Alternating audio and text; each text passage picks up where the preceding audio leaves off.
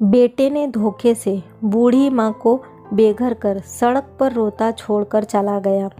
5 साल हो चुके थे बेटे को अपना घर छोड़कर विदेश में बसे हुए।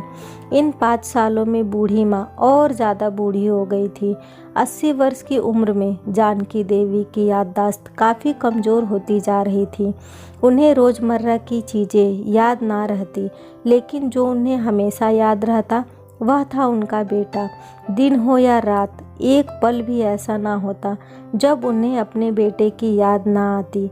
दूसरी तरफ बेटा था जो साल भर में एक आधा बार अपने माँ को फ़ोन कर लिया करता और 1-2 मिनट से ज़्यादा बातें भी ना किया करता। फिर भी यह बूढ़ी माँ टकटकी लगाए अपने बेटे का इंतज़ार करती रहती। एक दिन बेटे का विदेश से फ़ोन आया। हेलो हेलो, सुन रही हो ना माँ? राकेश बोल रहा हूँ, तुम्हारा बेटा। कैसी हो माँ? मैं ठीक हूँ बेटा। तुम, बहू और मेरा पोता कैसा है? माँ ने पूछा। सब अच्छे हैं माँ। मैं अगले हफ्ते गांव आ रहा हूँ माँ तुम्हें लेने। अब हम साथ में ही विदेश में रहेंगे माँ। तुम्हारी बहू कह रही थी माँ को यहाँ पर लेकर आओ, बेचारी अकेली वहाँ परेशान होती होंगी। बेटे ने कहा। बूढ़ी माँ की सूखी आंखें आंसुओं से भीग गई। उसके कमज़ोर शरीर के नस नस में खुशी की लहर दौड़ गई। बेटे और बहू का अपने प्रति प्रेम देखकर माँ का मन खुशी से भर आया।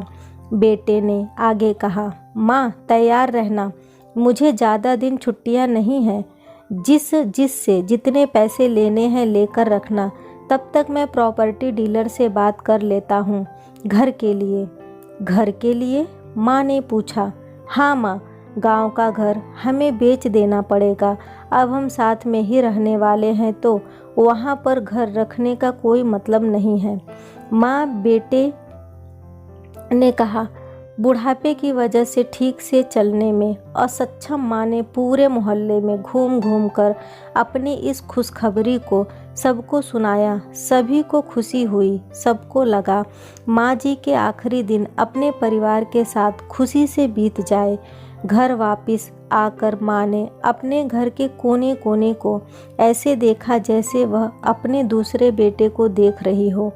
देखे भी क्यों ना, उस घर को अपने बेटे से कम थोड़ी ना समझा था। अपने पति के साथ 45 साल यही तो बिताए थे, लेकिन अब मजबूरी थी। बुढ़ापे के आखिरी साल बेटे और बहू के साथ बिताना चाहती थी। दिल पर पत्थर रखकर घर बेचने के लिए माँ तैयार हो गई।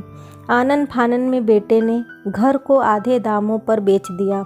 माँ ने ज़्यादा नहीं, लेकिन जिन चीज़ों से दिल लगा था उन चीज़ों को समेटा और बेटे के साथ टैक्सी में बैठकर एयरपोर्ट के लिए चली गई। एयरपोर्ट पर आकर बेटे ने माँ से कहा, माँ तुम यहाँ बाहर ब्रेंच पर बैठो, मैं सामान और बोर्डिंग पास की जांच कर आता हूँ। वहाँ वक्त लगता है और खड़ा रहना पड़ता है, तुम्हें तकलीफ़ होगी।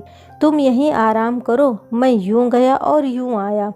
माँ ब्रेंच पर बैठ गई और बेटा अंदर चला गया। काफ़ी समय हो गया बेटा वापस नहीं लौटा। माँ सोचने लगी ज़्यादा भीड़ होगी इसलिए देर लग रही होगी। अंधेरा होने को आया। अब तो लोगों की चहलकदमी भी कम होने लगी। माँ को अब चिंता होने लगी।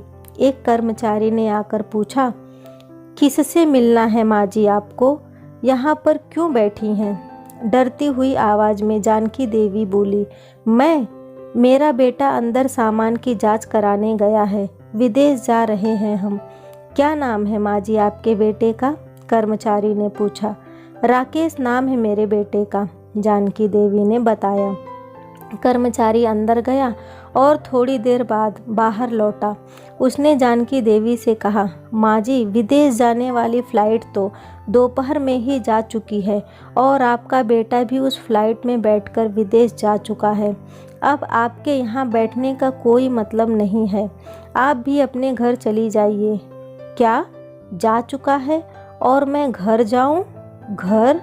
माँ की आंखों से आंसुओं के सैलाब उठने लगे। जैसे तैसे माँ घर पहुँची, जो अब उसका था ही नहीं, बिक चुका था।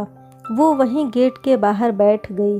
भूख और प्यास के कारण वह रोई जा रही थी।